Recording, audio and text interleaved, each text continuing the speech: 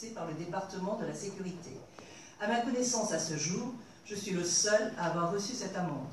En quelques mots, il s'agit du rassemblement contre l'accord sur les commerces et services que nous avons organisé conjointement avec le CETIN, qui, de son côté, accueillait les délégués de différents pays, en particulier du Sud, dans le cadre de la conférence de l'ONU visant à mettre sur pied un traité contraignant pour les multinationales en matière de droits humains. Le lundi 6 juillet, avec le comité Stop TISA, nous avons ainsi manifesté à la Place des Nations en soutien aux délégués participant à cette conférence. Par contre, le mardi 7 juillet, nous avons demandé une autorisation pour nous rassembler devant la mission d'Australie où se tenaient les négociations TISA. Le département nous a transmis une autorisation, mais seulement à la Place des Nations. Si ce lieu faisait sens pour la conférence sur le traité contraignant pour les multinationales qui se déroulait à l'ONU, ce lieu ne faisait évidemment aucun sens pour ce qui concernait les négociations TISA qui se déroulaient à la mission d'Australie. Après de multiples tractations durant la journée du 6 juillet avec les responsables du département, sur lesquels je reviendrai, ils ont confirmé le refus de nous autoriser à nous rassembler devant la mission d'Australie, arguant qu'ils n'autorisaient aucun rassemblement devant les missions ou consulats, et cela alors qu'en avril 2014, ils avaient accordé une autorisation de rassemblement devant la mission d'Australie aux organisations qui voulaient protester contre l'accord sur le commerce des services, à savoir TISA. Ce rassemblement s'est passé sans le moindre problème, comme en atteste une vidéo. L'interdiction de nous rassembler en juillet 2015 devant la mission d'Australie est donc parfaitement arbitraire. Nous avions bien indiqué que ce rassemblement était pacifique, qu'il y aurait des prises de parole et déploiement d'une banderole. Quant à l'argument concernant les rassemblements devant les missions au consulat, l'État a été débouté à 2 reprises par le tribunal administratif qui a dénoncé là une entrave évidente à la liberté d'expression. Il faut ajouter que nous avions distribué un tract d'appel depuis 10 jours et qu'il était impossible d'annuler le rassemblement prévu. Le 7 juillet à 8h30, nous nous sommes donné rendez-vous sur le trottoir près de la mission d'Australie. Un policier m'a simplement dit « Vous êtes en infraction ». Puis, les policiers présents et leur chef ont toléré notre présence devant la mission et le déploiement d'une banderole contre TISA. Plusieurs délégués à la conférence sur les multinationales provenant d'Argentine, d'Uruguay, des Philippines, d'Australie, du Maroc ont pu s'exprimer sur les dégâts que générait ce type d'accord de libre-échange dans leur pays, en particulier l'accord TISA, en plus des animateurs locaux du comité Stop TISA. Il y avait une vraie richesse dans ces interventions. Tout s'est bien passé, nous avons compté jusqu'à 75 personnes présentes lors de ce rassemblement, et lorsque la police nous a donné l'ordre de quitter les lieux à 9h30, nous avons obtempéré sans le moindre problème. Je rappelle que plusieurs communes genevoises se sont prononcées contre cet accord de libre-échange, dont la ville de Genève, et que le Grand Conseil genevois, conscient des dégâts qu'entraînerait cet accord pour la démocratie, pour les services publics, pour les petites et moyennes entreprises locales, et du fait que TISA renforcerait puissamment les multinationales, a également voté à une écrasante majorité pour un canton hors TISA. Avec sa politique qui porte atteinte à la liberté d'expression, le département contribue aussi à verrouiller les possibilités d'expression à une opposition à ces traités. Donc, bon, il avait joint le communiqué de presse que je n'ai pas ici. Voilà. Donc, il est clair que je vais faire opposition contre cette contravention, ce qui me vaudra d'être convoqué au tribunal de police, et j'espère pouvoir compter sur votre soutien. Éric Descarreaux. Bravo. Voilà, J'aimerais juste ajouter un petit mot parce que j'étais à cette manifestation. Eric est dans la salle. Il a préféré qu'on lise le texte. Il était aussi clair qu'on a eu même un contact avec les délégués, puisque j'ai eu l'occasion de pouvoir parler au chef de délégation qui voulait savoir pourquoi on était là. J'ai pu lui répondre. J'ai pu lui dire qu'on était pour une transparence, pour un respect des services publics, que en fait cet accord ne nous plaisait pas du tout. On espérait que assez rapidement la décision serait d'abandonner ce traité. Et il a dit qu'il allait donner nos positions et en parler lors de la réunion. Donc on a eu un contact direct avec les délégués. Voilà, alors je vous présente un petit peu La suite, alors, cette conférence va se dérouler en 3 grandes étapes et puis une dernière petite partie.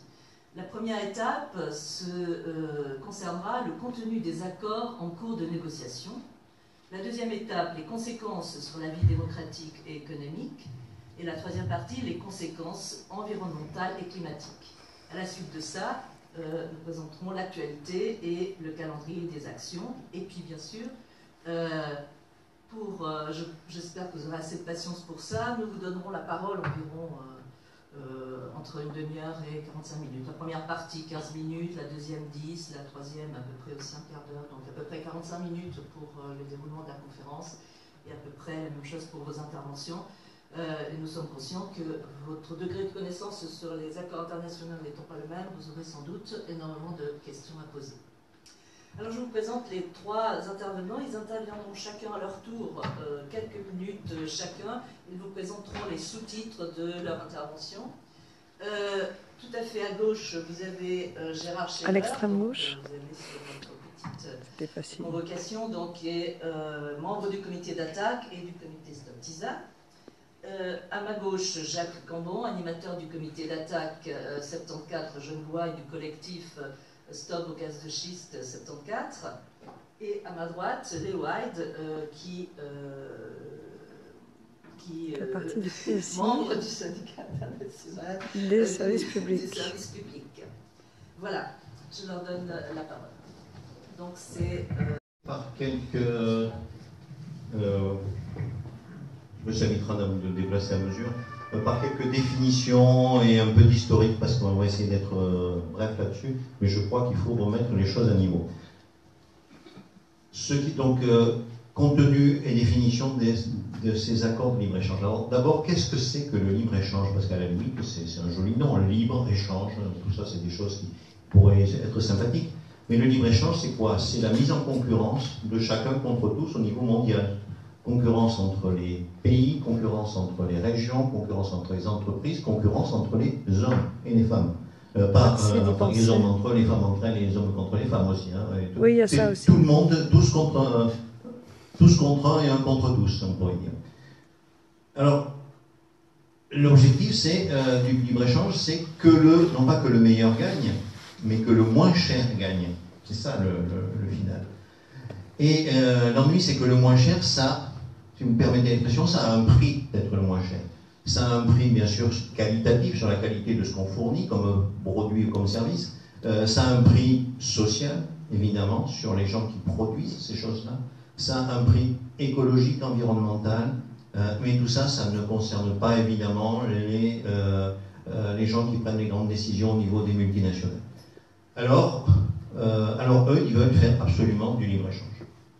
Alors, au niveau un peu d'histoire quand même, je vais essayer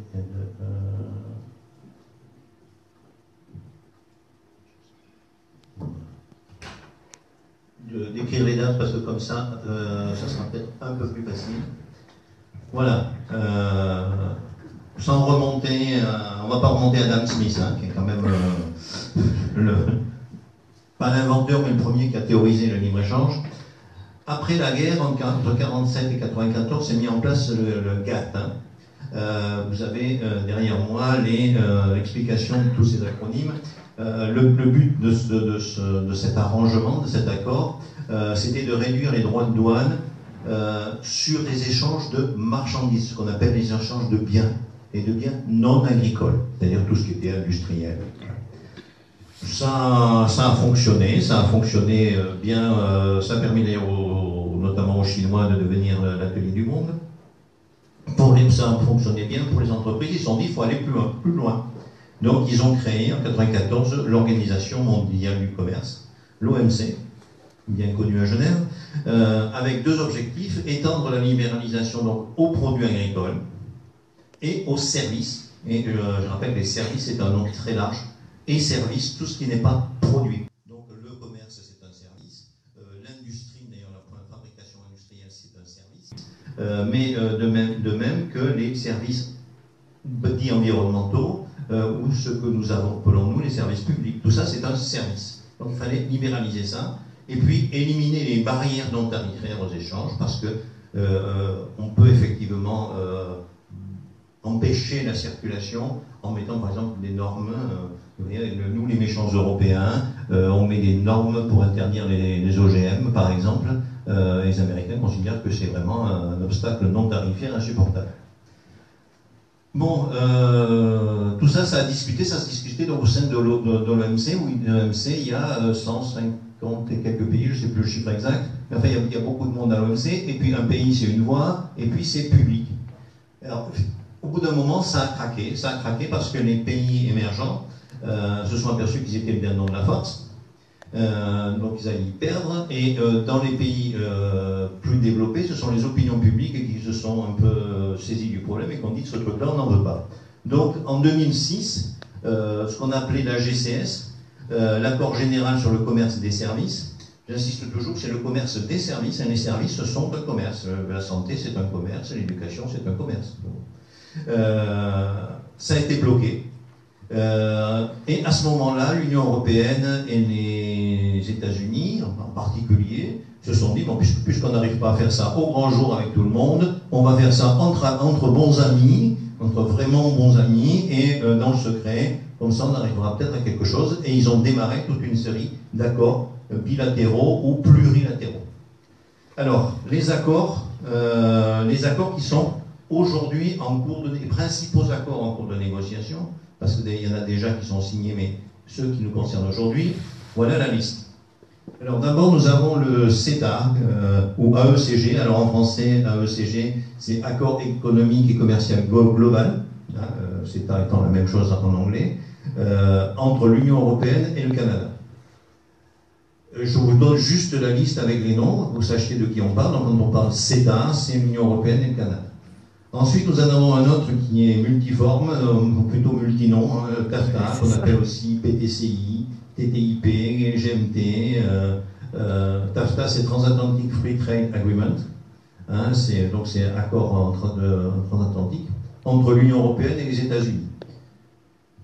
Ensuite, nous avons, c'est des choses simples, il n'y a que deux partenaires là-bas. Ensuite, nous avons le TISA ou ACS. Alors là, ça concerne l'Union européenne, c'est-à-dire 27 pays maintenant, 50. Et 22 pays développés ou émergents. Vous avez la liste là-haut, je ne vais pas la passer. Il y a l'Australie, c'est pour ça que ça se passe chez eux, à la maison de l'Australie. Il y a la Suisse, c'est pour ça que ça se passe à Genève, je suppose. Bon, tous ces pays donc, sont en train de négocier ce fameux TISA ou ACS. Ensuite, nous avons les APE dont on ne parle pas beaucoup. Ça, c'est entre l'Union européenne et les pays africains. On n'en parle pas beaucoup, pourtant c'est urgent, pourtant c'est grave pour ces pays-là. Il y en a 7 en fait APE, accords de partenariat économique, 5 en Afrique, donc ouest, central, sud-est, sud-est, sachant que les zones en question, ce ne sont pas les Africains qui les ont définies, c'est les Européens qui les ont groupés d'office, de façon à essayer, vous savez, c'est comme quand on fait des élections, je ne sais pas en Suisse, mais en France, quand on fait des élections, on trafique les cantons pour essayer d'avoir la majorité, c'est un peu ce qu'ils ont fait. Oui. On en parlera tout à l'heure. Un autre grand qui est en cours de négociation, c'est le Trans-Pacific Partnership, le TPP, entre les États-Unis et donc toute une série de pays riverains du Pacifique. Celui-là, il existe, il n'est pas encore en vigueur non plus. Et puis, il y a toute une série de petits accords bilatéraux entre notamment l'Union européenne et pas mal de pays, et entre les États-Unis et pas mal d'autres pays, et la Suisse aussi a ses accords multilatéraux, plurilatéraux ou bilatéraux. Alors, oui, encore un point de vocabulaire, multilatéral, c'est tout le monde, c'est tous les pays. Plurilatéraux, c'est plusieurs pays, mais pas tous. Exemple TISA. Et bilatéraux, bon, c'est quand il n'y a que 2 pays. Voilà, alors voilà quelles sont ces choses dont on va parler. Alors qu'est-ce qu'il y a dedans? Je vais passer la parole à Gérard pour la première partie. Merci. Donc, ce que je voulais vous donner comme éléments, c'est quelques éléments communs à TISA, TAFTA, CETA. Un des premiers éléments problématiques, c'est la clause du traitement national. C'est dans les jargons qui étaient déjà de cours à l'OMC. les entreprises étrangères doivent être traitées comme les entreprises nationales, qu'elles soient publiques ou privées du reste. Vous voyez un petit peu le projet. Hein. Donc il s'agit en fait de pouvoir avoir des multinationales des services, par exemple pour TISA, qui viennent s'implanter en Suisse et qui ont comme fonds des fonds, par exemple, des fonds de pension américains, qui ont bien de la peine à savoir quoi faire de leur argent pour arriver à le faire fructifier.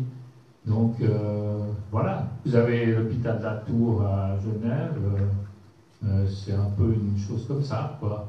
Donc vous avez vu peut-être que ça a des tentacules, que c'est marqué hôpital de la Tour quand vous entrez dans une permanence à Carouge.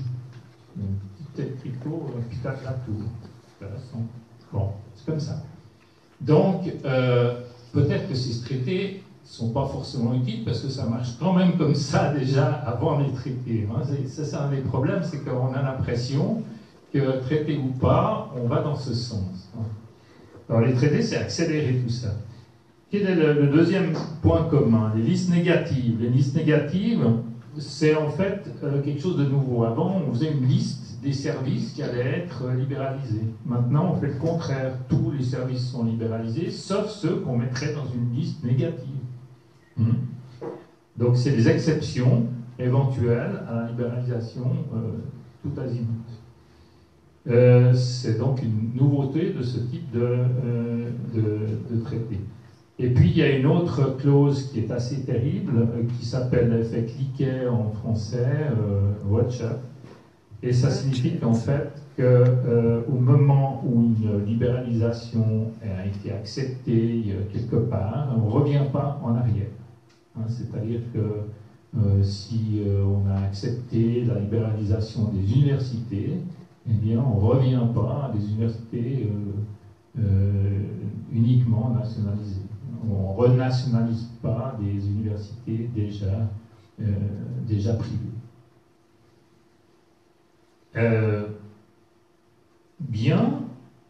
Ce qu'il faut voir, c'est qu'en fait, si vous prenez par exemple le marché de l'éducation, c'est entre 5 000 et 9 000 milliards de dollars sur la planète. Donc ces gens lorgnent sur ces milliards de dollars là pour faire des profits.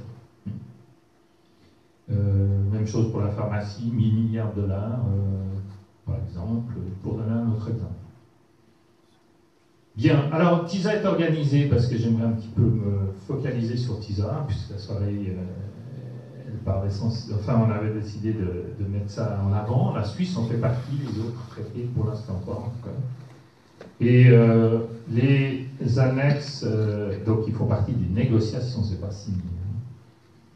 Et je vous donne un exemple. Wikileaks a révélé le 25 mai que les documents classifiés comprenaient une annexe classée auparavant inconnue de l'ébauche du texte principal de l'ACS, donc de l'accord du commerce et des services, sur les entreprises publiques qui imposent des restrictions sans précédent sur ces entités, les forçant dans leur majorité à opérer comme des membres du secteur privé. Donc vous avez bien compris, le but, c'est que la majorité, pas juste une partie, mais la majorité des services publics soient livrés à la libre concurrence. Je vous parlais de cette annexe. En fait, il y a déjà 17 annexes connues, des services financiers. Je vous passe juste les titres: services de télécommunication, commerce électronique. Puis je m'arrêterai sur une ou deux où je trouvais que c'était intéressant de vous dire quelque chose. La libre circulation des données, les transports maritimes, les transports aériens, les transports routiers et logistiques. Le mouvement des personnes physiques. Alors ça, c'est une jolie chose qui s'appelle mode 4. Les personnes employées par une entreprise étrangère peuvent être traitées comme s'ils étaient employés dans le pays d'origine de l'entreprise. C'est joli ça. Donc au niveau vacances, au niveau salaire, au niveau de tout ce qu'on veut. Hein. Donc ça serait autorisé. Bon. Service de distribution, la poste. Service lié à l'énergie, j'en parle plus tard dans la deuxième partie. Achat public, profession libérale, subvention à l'exportation, services liés au tourisme et à la santé, services environnementaux, là j'en parlerai aussi tout à l'heure, il y a des choses à dire, puis c'est lié à cette... bon, on est dans Alternativa quand même, hein, donc on parle un petit peu des questions écologiques. Les règlements intérieurs, la libération des services publics peut se faire par cette annexe qui vise la procédure d'octroi de licence, par exemple. Au lieu de fournir un service public, un gouvernement octroie une licence à une entreprise pour qu'elle le fasse en son nom. C'est une sous-traitance. Donc, retour en arrière deviendrait impossible. Alors, bien sûr, en danger, le service universel. On peut imaginer une poste qui devient libéralisée avec des... c'est déjà un peu le cas hein, pour les lettres qui sont grandes, quand il y a une petite lettre, non, enfin, des choses comme ça. Mais vous voyez, donc maintenant, alors, on reçoit des lettres avec des grandes enveloppes qui passent par DHL ou je ne sais pas quoi, parce que si c'était une petite, ils n'auraient pas droit. Pas encore. C'est bon. Voilà. Okay. Et puis, la transparence, ça je voulais vous dire aussi encore deux mots. Les États-Unis, soutenus par de très nombreux États, proposent que chaque parti publie à l'avance tout projet de loi que les personnes intéressées puissent, de façon à ce que les personnes intéressées puissent les commenter. Le commentaire d'une multinationale étrangère aurait beaucoup plus de poids que celui d'une association de défense de l'environnement, par exemple. Hein. Ouais, d'accord. Dans certains pays, si le gouvernement ou une autorité reçoit un commentaire d'une multinationale qui affirme qu'elle agit sur la base d'un accord international et un commentaire divergent d'une organisation locale, l'équilibre entre les deux commentaires sera aisément biaisé en faveur de la multinationale. D'accord? Donc ça veut dire qu'avant même de voter les lois, il faut en parler au niveau du club des personnes qui sont dans ces traités. Selon Alliance Sud, il semblerait que l'accord de commerce et des services n'est pas un accord d'investissement. On pourrait en parler, on n'est pas tout à fait d'accord avec Jacques, avec cette position-là, mais il semblerait que ça permettrait d'éviter un organisme de règlement des différends qui soit investisseur, c'est-à-dire en fait multinational et État, mais ça serait simplement entre État et État. C'est une chose qu'on ne peut pas vérifier parce que, quelque part, ces traités sont toujours secrets. Donc, ce qui se discute, on n'est pas totalement au courant de ce qui se dit, et quelque part, on fait des hypothèses. Alors, voilà une hypothèse d'Alliance Sud sur laquelle on n'est pas très sûr. Ça vous donne une idée aussi de la difficulté pour contrer ces traités. Ouais, super. Voilà, alors, un autre élément, il y a cet élément sur j'allais dire sur les services, hein, qui sont dans TISA, CETA et TAFTA. Dans d'autres, ce qui n'est pas dans TISA, mais qui est dans CETA, TAFTA et APE, c'est le libre-échange des marchandises. Alors, on a tendance à nous dire, bon, de toute façon, des droits de douane, il n'y en a pratiquement plus, c'est pas important. C'est pas important, à part qu'il y a un secteur dans lequel il y a des droits de douane, aussi bien d'ailleurs, je crois, en Suisse qu'en Europe, enfin, l'Union européenne, parce que la Suisse est quand même un pays européen, on a toujours un peu de mal à qualifier, c'est comme quand on dit Amérique, on oublie que il n'y a pas que les États-Unis en Amérique. Bon. Donc, c'est l'agriculture. Nous avons tendance, dans nos pays, à protéger notre agriculture, notre modèle agricole, par des droits de douane, qui peuvent nous permettre de ne pas être envahis par nos marchés envahis par des productions qui sont beaucoup moins chères, en général beaucoup moins chères parce que les conditions dans lesquelles sont produits soit ces animaux, soit ces végétaux, ne sont pas les mêmes aux États-Unis ou au Canada qu'en Europe. Donc ces droits de douane, on veut les supprimer, c'est-à-dire ouvrir la concurrence entre les petits agriculteurs et les grandes multinationales d'agroalimentaire d'Amérique, là au sens large du terme, puisque c'est à la fois le Canada et les États-Unis. C'est encore plus vrai, je vous ai parlé tout à l'heure, que dans il y a quelque chose qui s'appelle les accords de partenariat économique.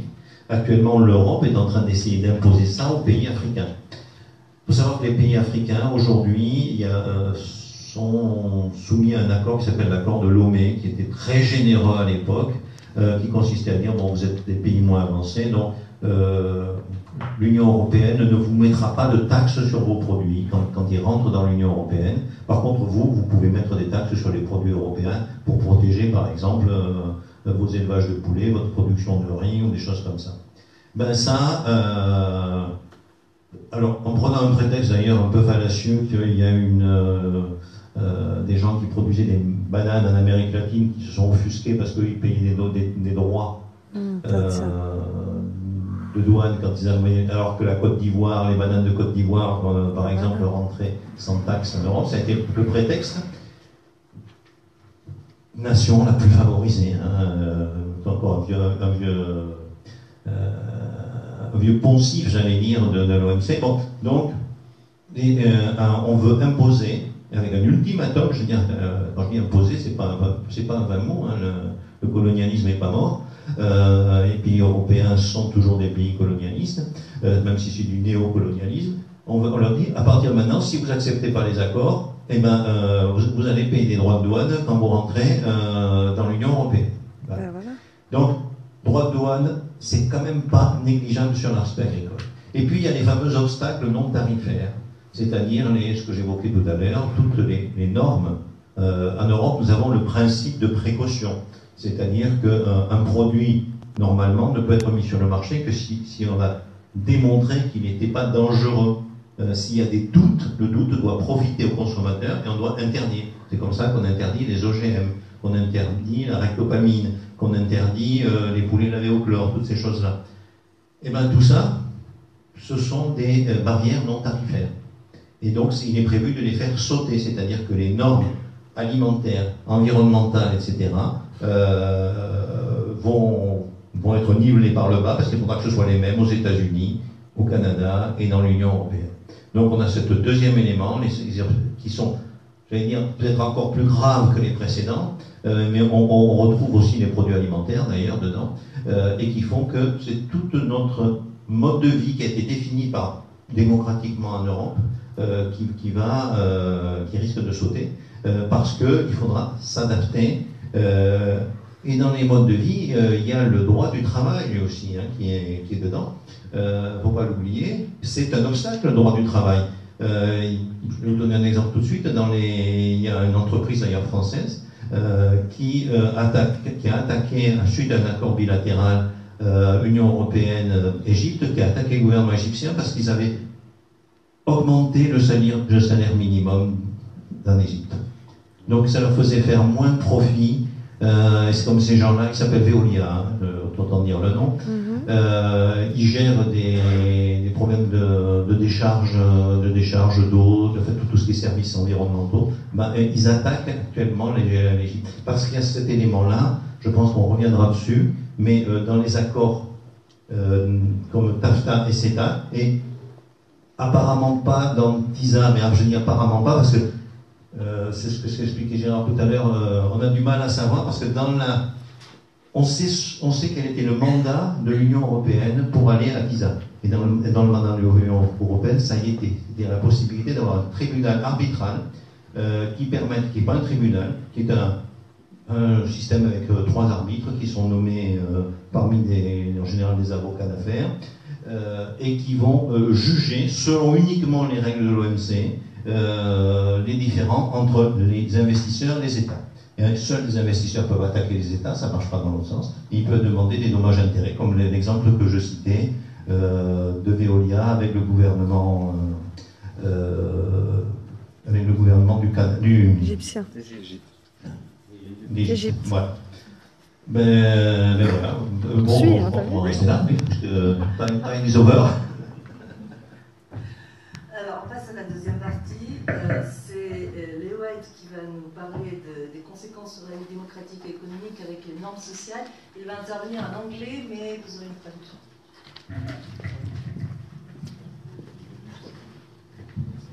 Alors,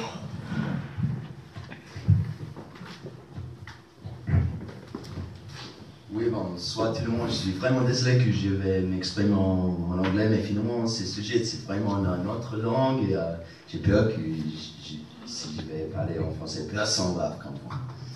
Alors. Il est désolé de parler en Non, c'est bon, on a compris. Bon. Ah oui, en anglais.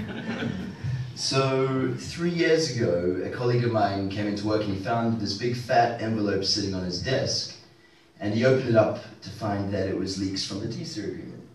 il y a 3 ans en arrière, un de ses collègues est arrivé au boulot et il a trouvé une grande enveloppe sur son bureau qui était des leaks, donc des fuites de TISA, de la négociation TISA. Since then, we've been working alongside groups like Stop TISA and other groups to try to get this kind of issue more publicized in the media through protests at the talks and other things like that. Depuis ce temps-là, on travaille aussi avec d'autres groupes ONG pour essayer de faire connaître tout ce problème dans les médias. And then finally, just this week actually, on Tuesday, we think this topic really kind of hit off after Greenpeace did a release of leaks and a protest on Place des Nations with big costumes as eyes and a big transparent truck.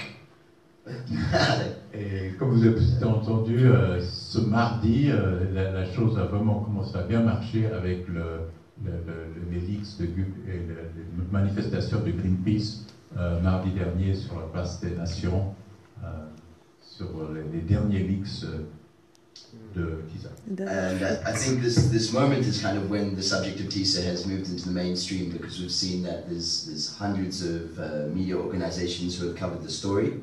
And people are kind of realizing that this agreement is going to affect social, cultural, and political norms, and they're starting to mobilize because of that.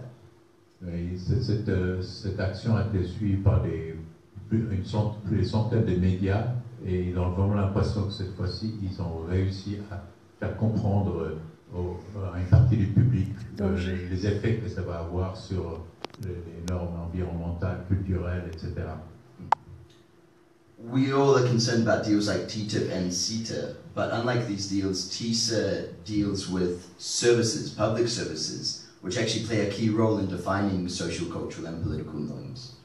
Donc on a déjà eu tous les problèmes dont on vient de parler à propos de TAFTA ou CETA et d'autres accords de libre-échange, mais TISA, dans la mesure où ils centrent directement les services publics, donc aussi les services publics, affecte vraiment encore plus directement la vie culturelle, l'environnement, la démocratie.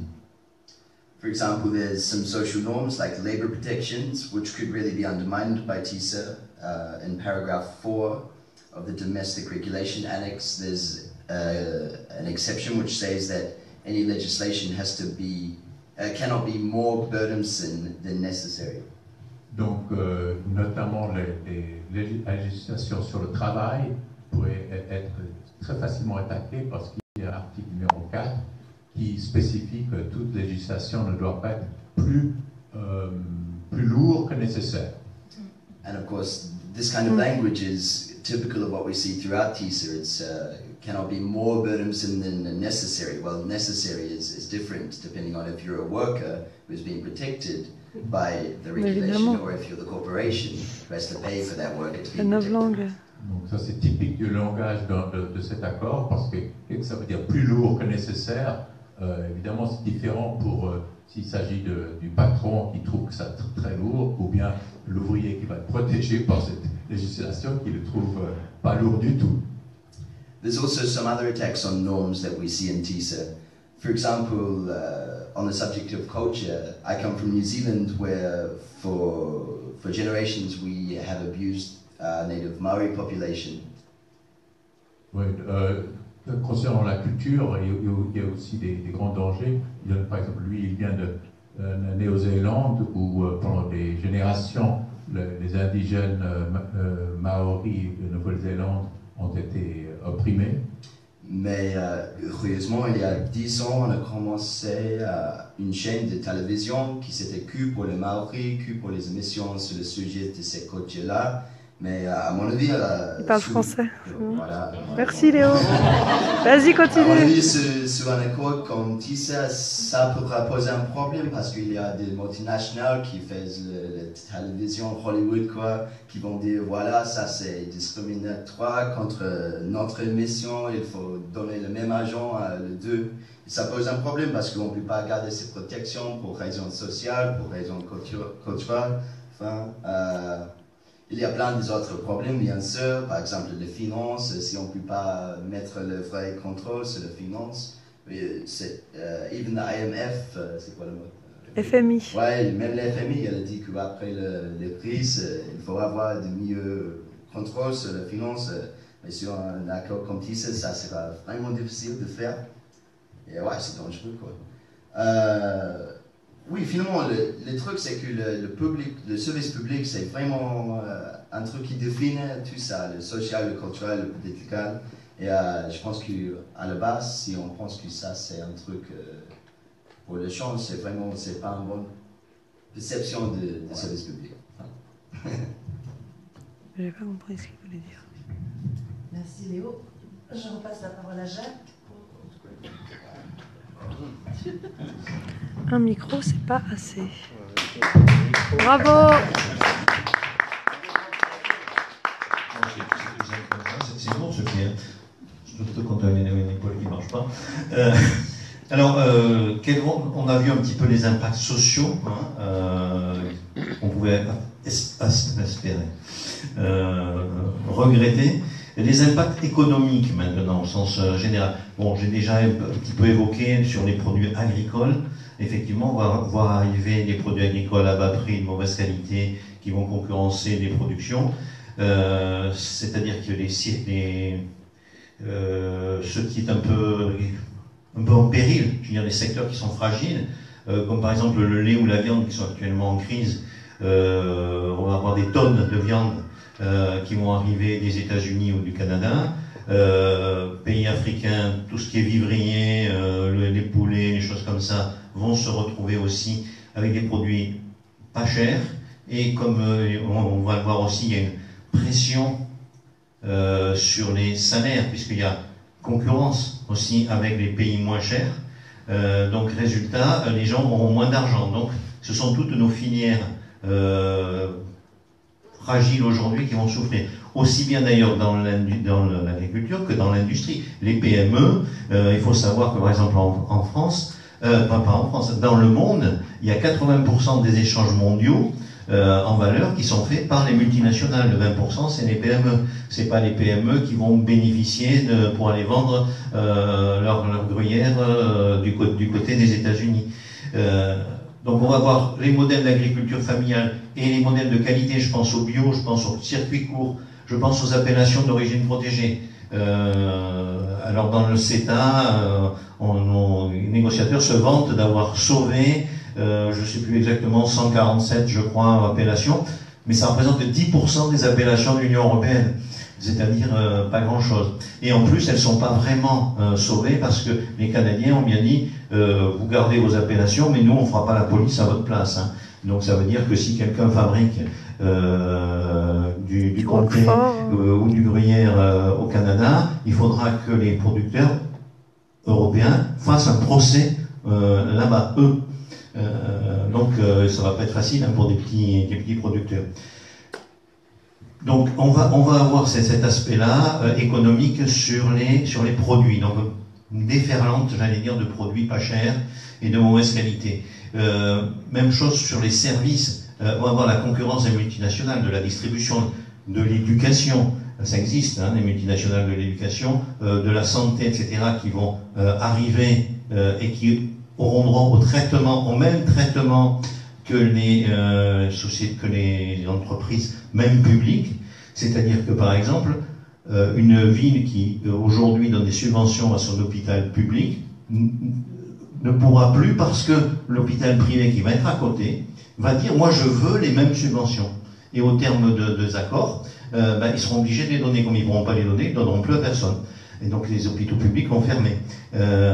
Et ça, je veux dire, c'est pas des fantasmes. Déjà aujourd'hui, on a eu en France, même sans un TISA, une clinique privée qui a attaqué une ville parce qu'elle subventionnait l'hôpital.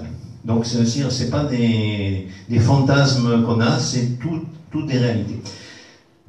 Un exemple, je vais vous donner un exemple d'étude qui a été faite. Alors, parce que tout ça, c'est pour apporter quoi? De la croissance et des emplois, voilà ce qu'on nous dit.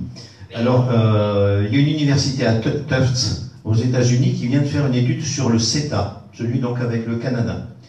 Il considère qu'il y aura d'ici 2023 Et c'est un modèle un peu plus sophistiqué que celui qui était fait jusqu'à présent. Perte de 300 000 emplois, de 30 000 emplois au Canada et 200 000 dans l'Union européenne, dont 45 000 en France, dû au CETA. Un détournement du commerce intra-européen vers le Canada, c'est-à-dire que les échanges qui se faisaient entre Européens vont se faire avec le Canada, c'est-à-dire que les pays européens vont moins vendre de produits. Une baisse de la part des revenus du travail en raison d'une pression accrue via le CETA sur les entreprises et les salariés, donc baisse des salaires. C'est ce qu'on a vu avec l'ALENA au Mexique. L'ALENA, c'est un accord entre le Mexique, les États-Unis et le Canada qui a 22 ans aujourd'hui. On leur promettait aussi la même chose, des emplois et de la croissance. Ouais. Ils ont perdu 1 million d'emplois dans chaque pays à peu près. Vous pourrez y revenir si vous voulez. Donc on a l'exemple en vraie grandeur. Réduction des salaires, perte des revenus pour l'État, évidemment, hausse des déficits publics et baisse de la croissance en Europe et en particulier en France de 0,65%. Voilà ce que donne une étude. Les études positives donnent des croissances de 0,5%. Je veux dire, quand à échéance 2023, un dit que c'est à moins 0,65 et l'autre à plus 0,5, ça veut dire que on ne voit pas d'effet, il n'y aura pas d'effet dessus.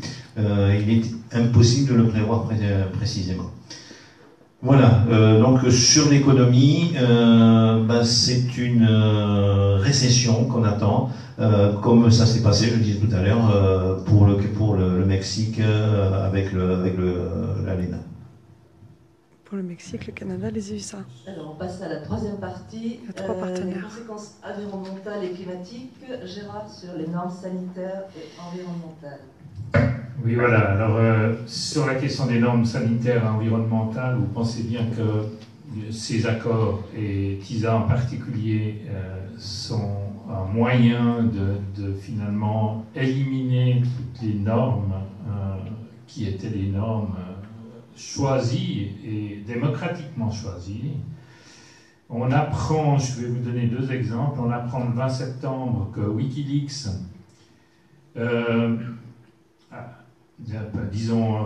a sorti une information disant que même la Suisse, qui a exclu le domaine de l'énergie de son offre TISA, donc par ces fameuses possibilités de liste négative, eh bien l'annexe sur l'énergie sera quand même applicable directement à la Suisse. Pourquoi? Parce que c'est dans une annexe. Alors ces horribles annexes, en fait, elles viennent surpasser ce qui s'est négocié avant sur la liste des services. Alors cette annexe réclame l'égalité de traitement des sources énergétiques. L'énergie en provenance des centrales à charbon, par exemple, devrait être traitée de la même manière que l'énergie d'une centrale au fil de l'eau. L'Union européenne demande néanmoins d'exclure de ce principe l'énergie atomique. Alors, il n'y aurait pas l'énergie atomique parce que l'Allemagne a déclaré vouloir sortir du nucléaire. Alors donc là, ils ont fait une exception. Mais c'est pas dans les annexes. C'est pas le cas. Si la Suisse devait envisager d'introduire, par exemple, un impôt sur le CO2, selon TISA, cette mesure législative devrait être annoncée d'avance aux entreprises internationales concernées. Une entreprise allemande produisant du courant au moyen de centrales à charbon pourrait invoquer une discrimination à son égard. Bien sûr. En Suisse, il n'y a pas de centrale à charbon et l'imposition de l'énergie en provenance d'une centrale à charbon ne toucherait que les entreprises étrangères. Donc, quelque part, il y aurait divergence entre les étrangères et les Suisses. Cette mesure serait donc illégale au terme de l'accord TISA. L'annexe sur le service lié à l'énergie propose d'établir le libre marché pour les fournisseurs étrangers de services énergétiques et environnementaux. Donc, elle est claire là-dessus. L'annexe sur les services environnementaux propose de libéraliser la fourniture de services qui sont souvent du ressort des autorités publiques, comme la récolte de déchets et le traitement des eaux usées. Alors là, j'aimerais juste vous lire un petit texte qui vient de la République tchèque. Je trouve assez intéressant de savoir que, en fait, les gens qui luttent contre TISA, ce n'est pas seulement les gens qu'on connaît bien. Oui, la République tchèque aussi. L'économiste Ilona Svilikova craint un large abaissement des normes en Europe, notamment en matière agricole, avec la possibilité d'une autorisation des OGM et du fameux poulet au chlore. exemple souvent cité. D'ailleurs, le lavage des poulets au cœur a un partisan, puisqu'en Europe, le restaurateur rapide Kentucky Fried Chicken va bien pouvoir s'implanter. Bah ouais. Cet exemple est révélateur du conflit qui existe entre les normes européennes et les intérêts des multinationales. Il y en a bien d'autres. Le problème des organisations transgéniques est celle qui suscite souvent le plus d'émotions dans un contexte où les deux entités ont des postures tout à fait différentes sur la question. Les États-Unis sont une véritable puissance transgénique. Ouais. Le pays concentre 50% de la surface cultivée d'OGM, environ 74 millions d'hectares. Leur culture est facilitée par le fait que pour interdire ces OGM, il faudrait prouver qu'ils ont un effet néfaste. En Europe, où les permis nationaux ont toutefois déjà été émis pour certaines semences OGM, c'est l'inverse. Le principe de précaution s'applique, c'est aux industriels de prouver que leur produit n'est pas dangereux. Voilà, avec ces deux exemples, je pense avoir fait le tour. Oui, alors, conséquences environnementales et climatiques. Le climat. D'abord, le problème avec le climat, c'est qu'on le sait, il est en train de se réchauffer dangereusement. On a gagné 0,85 degrés entre 1880 et 2012, et ça continue.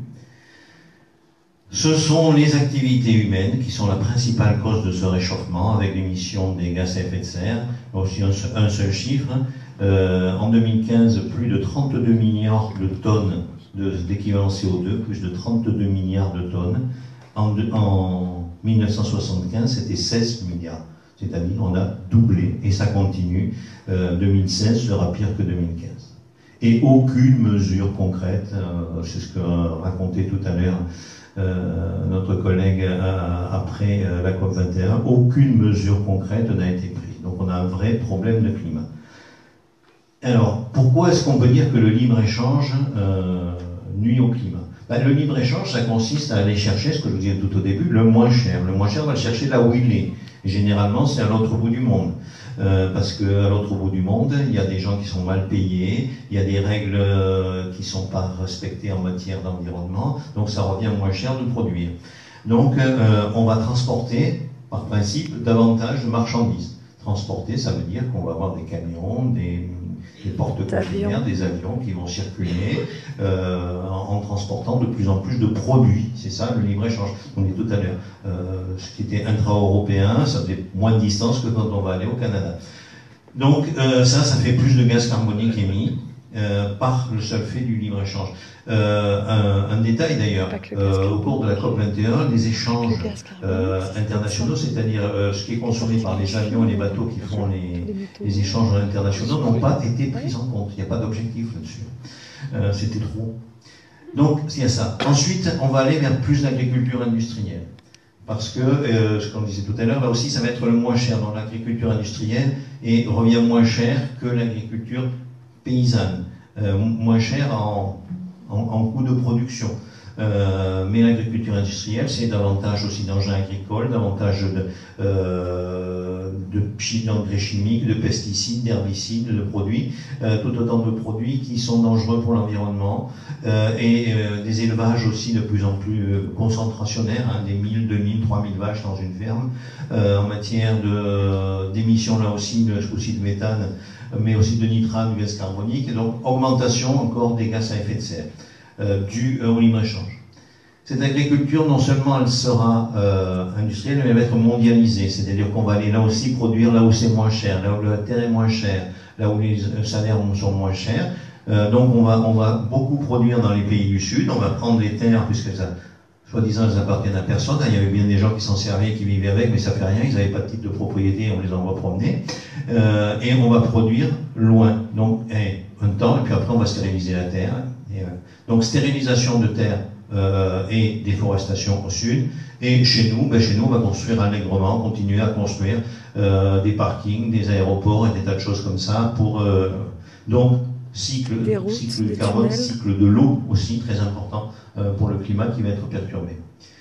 On va avoir aussi une industrie qui va être mondialisée. Elle l'est déjà. On sait très bien que les industries polluantes, on les met dans les pays où les règles sont les moins strictes, où les salaires sont les plus bas aussi, Hein, pourquoi on va produire au Pakistan, en Inde, en Chine, parce que là-bas aussi, bon, la pollution, c'est pas un souci, mais la pollution, lutter contre la pollution, ça coûte cher pour les industriels. Donc, mondialisation de l'industrie. Tous ces éléments font qu'on va avoir des augmentations de gaz à effet de serre. Donc, ces accords, TAFTA, CETA, TISA, sont contraires aux décisions, aux objectifs, je ne veux pas dire décisions, mais aux objectifs qui avaient été fixés par la COP21.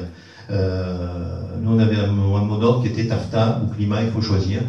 On peut dire la même chose pour le CETA, pour le TISA. Tous sont contraires aux objectifs de réduction de gaz à effet de serre, donc effet de serre, donc de modération, on ne peut pas dire autre chose, de l'augmentation des températures. Alors, Léo Haïd, en français cette fois, sur la mondialisation des services. Si on regarde le TISA, il faut voir comment ça arrive. Ça a commencé. Et en fait, il y a 5 ans, il y a une équipe de multinationales qui s'appelle le Team TISA qui ont décidé qu'ils voudraient avancer les GATS parce que c'était un peu trop. C'était pas très vite pour ces gens-là. Ils ont décidé de faire un lobbying group qui s'appelle le Vrai Bonhomie de Service et, pour pouvoir avancer le TISA pour le OMC. Et finalement, entre cette équipe-là, entre tous les grands multinationales services, et bien sûr, il y a Walmart, il y a Veolia, Arriva, il y a plein. Et on a vu que peut-être le meilleur exemple de le fait que le marché libre n'avance pas, le gros problème, c'est la crise climatique. Ils pensent que oui, voilà, c'est le secteur privé qui va avoir la réponse, mais on a vu que c'est trop tard de croire un truc comme ça, on ne croit pas. Mais malheureusement, dans le texte de TISA, on peut voir que ça peut restricter le gouvernement et les accords COP21 qu'on a parlé avant, de mettre en avant la réponse, finalement. Je ne suis pas sûr que je vais arriver en français, franchement. Oui, peut-être que je vais essayer. Hein. Les choses les plus problématiques dans le texte de TISA, c'est la neutralité technique qu'on a passé par. Ça veut dire qu'on ne peut pas choisir un fond, un moyen, un type d'énergie contre un autre. Et ça, c'est problématique parce que ça veut dire que le gouvernement ne peut pas mettre des subsides pour le solaire, pour le wind, tout ça, pour le vent. Mais ça veut dire aussi qu'il faut voir une grande entreprise comme Chevron au même niveau qu'une petite entreprise sur le start-up, un truc comme ça. En fait, je pense que la réponse aux crises climatiques, on est sûr que ça ne va pas venir de ces grandes entreprises, fossil fuels, tout ça. On est sûr que ça va venir de petites entreprises et de secteur public aussi. Et en fait, dans le mouvement des syndicats, on ne parle pas toujours de petites entreprises, moyennes entreprises, mais je pense que c'est ces entreprises qui sont le plus comment dire, efficace. Ouais, le plus concerné par le TISA parce que c'est assez nouveau qu'ils vont réaliser que. English. Oui, je vais essayer. Ce que je veux dire, c'est que la mondialisation de services, ça prend le pouvoir de niveau local, comme la petite entreprise, comme le secteur public, et ça donne au niveau international des multinationales. Oui, ça crée un nouvel régime de trade. It creates a new global trade regime, which takes the power away from the local and puts it at an international level, not under democratic control or local control, but under the control of multinational enterprises. Donc, en somme, ça crée un nouveau régime de commerce international qui enlève le contrôle du local et des petites entreprises et le donne entièrement aux multinationales. And of course, this creates a question of democracy, because we see that different regions and different areas of the world, of course, have different environmental needs. But to view them all the same under an agreement like TISA, where a government is expected to open up its market, open up its many of its sectors at the same level as any other, it ignores the fact that we need local solutions to problems like the climate crisis. Donc, c'est comme un problème de souveraineté et de démocratie, parce que c'est évident que dans différentes parties du monde, les besoins sont différents. Pour répondre notamment à la crise climatique, certains pays ou certaines régions du monde doivent prendre des mesures et faire des choix industriels et d'autres qui sont différentes. Et si on ne peut pas avoir une seule règle qui s'applique partout. And the biggest concern is the way that it locks us in for the future as well. We've briefly passed by the standstill and ratchet clause, which means that governments have to accept their current level of liberalization. I mean, at the end, we're at the end of 30 years of liberalization right now. So the standstill and ratchet clause ensures that those 30 years of liberalization are locked in and can't be reversed in the future. Et peut-être le pire, c'est effectivement ces éléments de clause du cliquet et du statu quo, c'est-à-dire qu'on est maintenant au bout de 30 ans de privatisation dans le monde entier et que donc il serait impossible de revenir en arrière sur tout ce qui a été fait jusqu'à présent, et chaque nouveau pas qui est fait, ça c'est l'effet cliquet, serait aussi il serait impossible de revenir en arrière. And of most concern, of course, is that the TISA deal, it's being written in a way which ensures that it's in line with the GATS text, because they want to bring the TISA deal back into the WTO and make it apply to all countries, including developing countries which might have their own environmental needs. Et il faut comprendre que les accords TISA ont été rédigés exactement avec la même structure, le même langage que les GATS, donc l'accord général sur les services à l'OMC, qui n'allait pas assez loin pour les pays développés, parce que l'idée c'est bien après de ramener ça à l'OMC et obliger tous les pays sous-développés ou en voie de sous-développement, je ne sais pas comment on va appeler ça. En voie de sous-développement, c'est ça? C'est juste.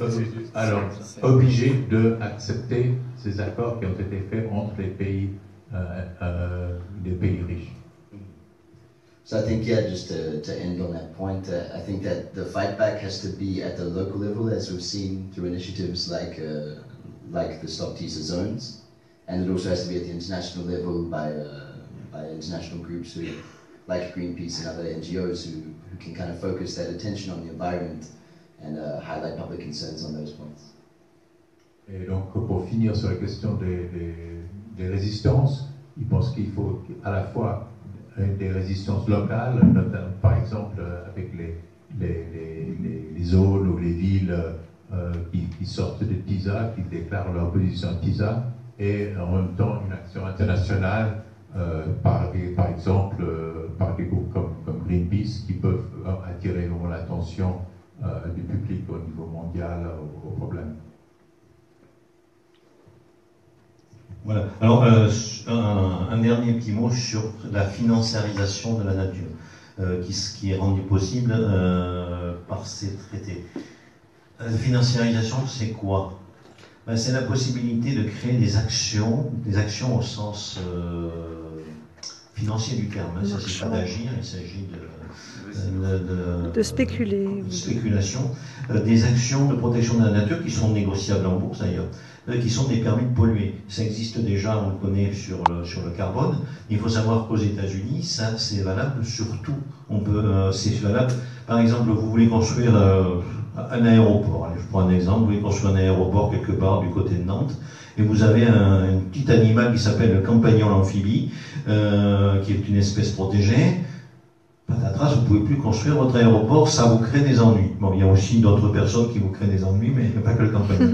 Mais bon, qu'est-ce qui se passe? vous allez trouver une entreprise qui va vous faire une réserve de compagnons amphibies ailleurs, qui en mettra quelques-uns dans un coin. Vous allez acheter les actions de cette réserve et vous pourrez dire j'ai compensé. Donc je peux détruire maintenant, j'ai 10 compagnons dans un coin, je peux en détruire 1000 ailleurs. Voilà, c'est le principe, il est là, c'est ça, pignon sur rue. Si vous allez sur internet, vous pouvez en trouver, vous pouvez même acheter ce genre d'action. Vous en avez pour tout, pour la mouche amoureuse des fleurs, pour l'aigle gypaète, non c'est pas un aigle, bon, peu importe, pour tous les animaux, pour tout, voilà. Alors, donc cet aspect-là, ça existe déjà aux États-Unis. Ben, si le TAFTA passe, ben, ça existera chez nous, et pas seulement pour le CO2. Et on a vu d'ailleurs que le CO2, c'était une catastrophe. Ça n'a rien réglé. Voilà, je crois qu'on est arrivé au bout de ce premier exposé, et on doit passer à l'actualité, c'est ça? C'est ça, maintenant, quelques mots sur l'actualité et le calendrier des actions. Gérard? Oui, alors moi je commence. Ça va être extrêmement court. Je vous donne simplement les deux actions qui concernent la Suisse à propos de TISA. Ce samedi, dans le cadre d'Alternativa, il y a un stand sur TISA, donc venez nous voir. Il y aura de la documentation. C'est aussi un moyen d'animer un petit peu ce qui se passe sur la plaine. Et je crois qu'il fera beau. Hein. On a commandé le beau, donc c'est bon. On a commandé le beau. Passer samedi. En 10h et 18h, quelque chose comme ça. Et puis, une manifestation à Berne, le 8 octobre. Vous avez des flyers à la sortie, vous avez peut-être déjà pris en passant. Eh bien, c'est organisé par les syndicats des services publics et des jeunesses socialistes, et puis pas mal d'autres organisations se sont jointes. Ce qui fait qu'on espère un événement bien suivi, avec du monde. Venez nombreux, c'est sur la place fédérale à 15h, Berne, le 8 octobre. Et puis ça se termine par un événement festif, il y aura à manger, à boire. Donc j'espère que vous serez nombreux.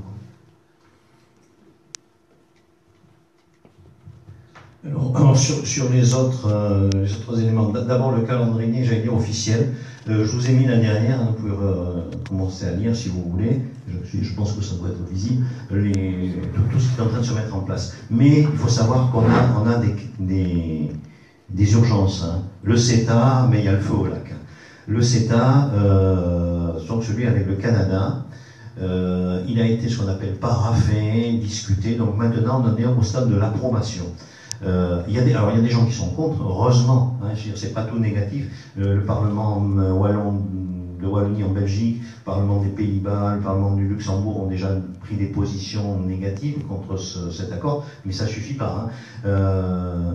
Et donc le Conseil européen, donc c'est le Conseil qui regroupe les 27 gouvernements. Là, ce sera au niveau des ministres des Affaires étrangères. On va se réunir le 18 octobre 2016, c'est pas loin, et c'est dans moins d'un mois, et c'est là qu'ils doivent décider si oui ou non ils acceptent le CETA ou s'ils n'acceptent pas.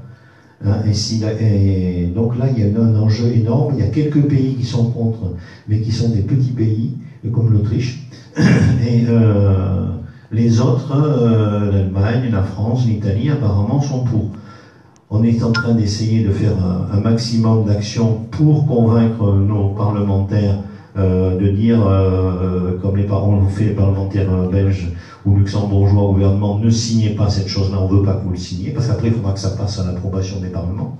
Donc il y a un problème d'urgence, le CETA pourrait être signé. Et si le CETA est signé, à la limite on peut se passer du TAFTA, puisque la plupart des entreprises qui travaillent en Europe, américaines qui travaillent en Europe, ont une filiale au Canada. Donc en faisant un court-circuit, un petit bypass. Donc CETA, c'est grave. Et donc en France et dans toute l'Europe, les mobilisations. Les Allemands ont fait des très grosses mobilisations. Nous en France c'est le 15. On va essayer, 15 octobre, on va essayer de faire au moins aussi bien. Donc voilà pour le problème sur le CETA. Donc, je me donne en même temps. Donc, vous avez différentes mobilisations. Donc, en France, le 15 octobre, mobilisation contre tous les accords de libre-échange et CETA en tête.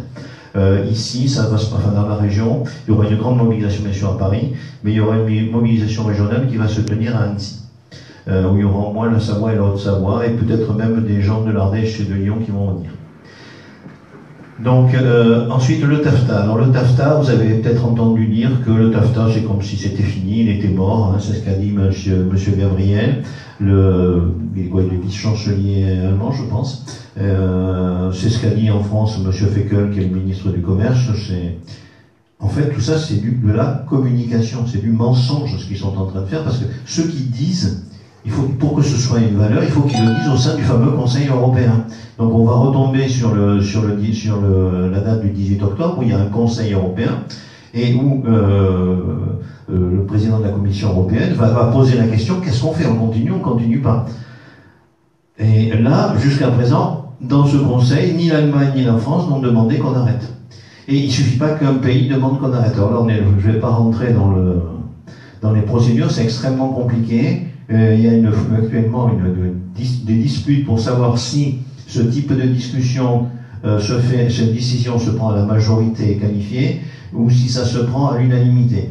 Suivant les gens qui parlent, les traités ont été très mal faits, sûrement exprès pour ça. Donc le TAFTA est loin d'être mort.